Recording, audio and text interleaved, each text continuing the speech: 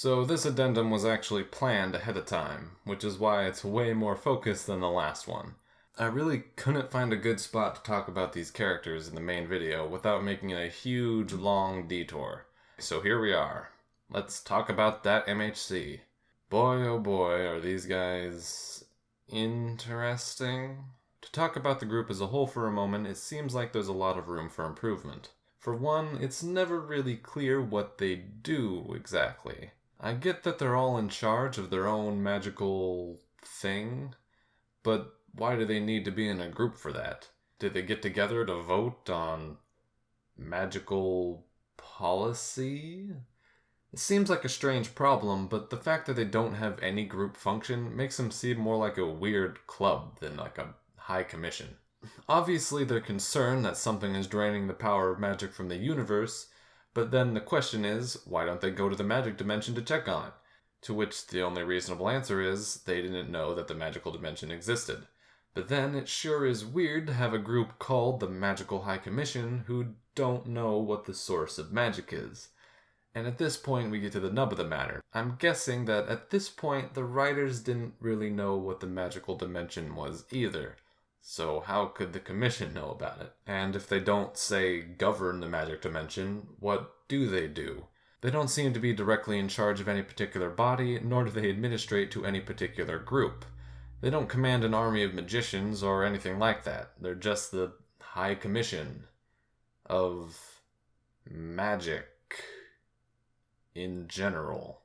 So like I was saying before, the group lacks purpose. We could just give them one, but I think in this case it might actually be better not to. Let's imagine a slightly different magical high commission for a moment. Instead of having them all be a single unit, they're more like a group of independent agents. Maybe instead of them all being on this weird team, they only really get together in times of crisis, and even then somewhat reluctantly. As individuals, they are these supreme magical beings, each only truly invested in the magic that is their own domain. But perhaps thousands of years ago, one of the queens of Muni managed to create the High Commission, as a way of getting all these separate entities to cooperate and use their various powers to benefit each other. I like this new dynamic much better, as it allows for more nuance in the way these characters interact. Not as part of this bizarre family dynamic, but as individuals forced to try and get along due to the circumstances. Even with this change though, we still have the problem that all these characters really do this season is get introduced and then job to toffee, and we can't really have them do much else without major changes to the plot as a whole. So I think it would be best to just talk about their introductions individually. Alright, so who should we start with?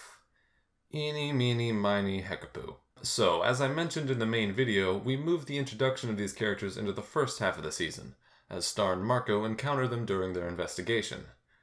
Hekapoo is the easiest in this regard because Star and Marco's dimension hopping was bound to draw her attention at some point.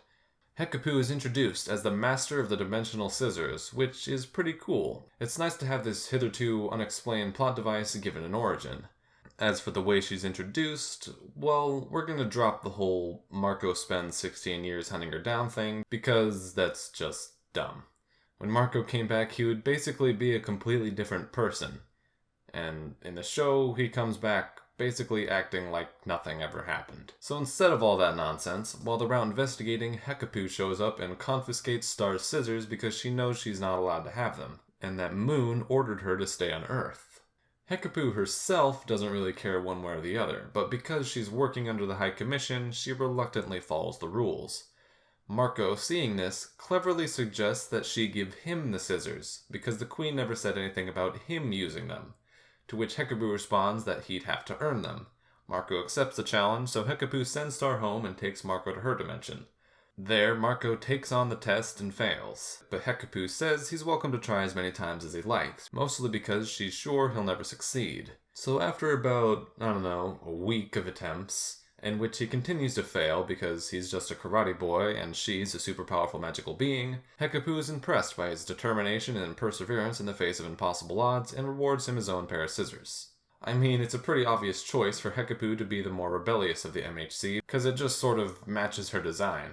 She's probably the most interesting member of the High Commission, to be honest, but nevertheless, let's carry on to the next member. So I kinda like to imagine a backstory for this character, where he started out as a villain who went around freezing people into crystals, but then he met Lekumet, who turned him onto the path of good, making him into a loyal member of the Commission who only freezes evil people. But anyway, in his introduction, he captures Star, accusing her of being the source of the magical Fritz. But in our version, he leaves Marco behind. Marco, of course, chases him back to his world, and then has to try and convince him that Star's not evil. In the process, he recounts all the nice things Star has done for him over the course of their time together, tying it back into that love triangle arc. Hell yeah, full circle. After which, Romulus decides that since they're such good friends, Marco must be evil as well. But luckily, Lekumet shows up and makes Romulus let Star go. You may notice that this version cuts the small bond Star formed with Romulus in this episode, but that bond never really amounts to anything anyway, so no big deal. Anyway, this guy is characterized as being dumb and self-righteous, and I guess that works, but it's also important that we make it so he's not so dumb that there's no way he would be allowed onto the Magical High Commission, which is kind of what it is in the show.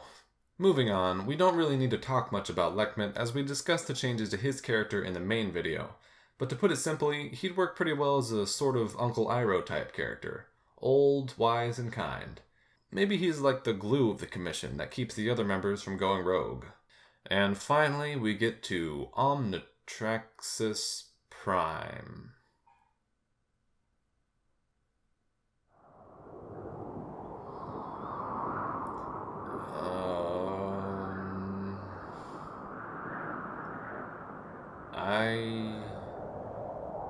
I got nothing. So Omnitraxus is, and I quote, the space-time guy.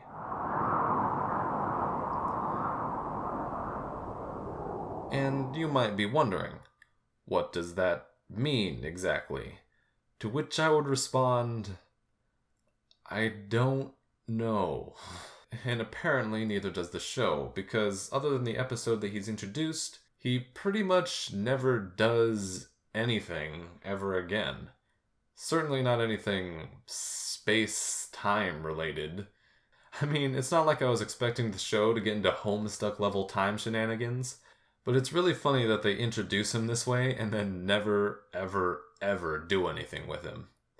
Basically, this character needs to be completely rewritten or obliterated. One of the two.